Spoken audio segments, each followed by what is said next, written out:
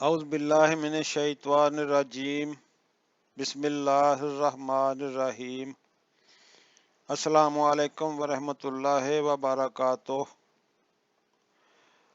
ناظرین، اب میں آپ کو دنیا کی رسوائی اور آخرت کے عذاب سے بچاؤ کی دعا بتانے لگا ہوں۔ دعا یہ ہے: اللہم احسن عاقباتنا فی الامور کلہا واجرنا من خزی الدنیا وعذاب الآخرہ، جس کا ترجمہ یہ ہے: اے اللہ تعالیٰ، سب کاموں میں ہمارا انجام اچھا کر اور ہمیں دنیا کی رسوائی اور آخرت کے عذاب سے بچا۔ آمین۔ سبحان اللہ، وما علینا الا البلاغ المبین۔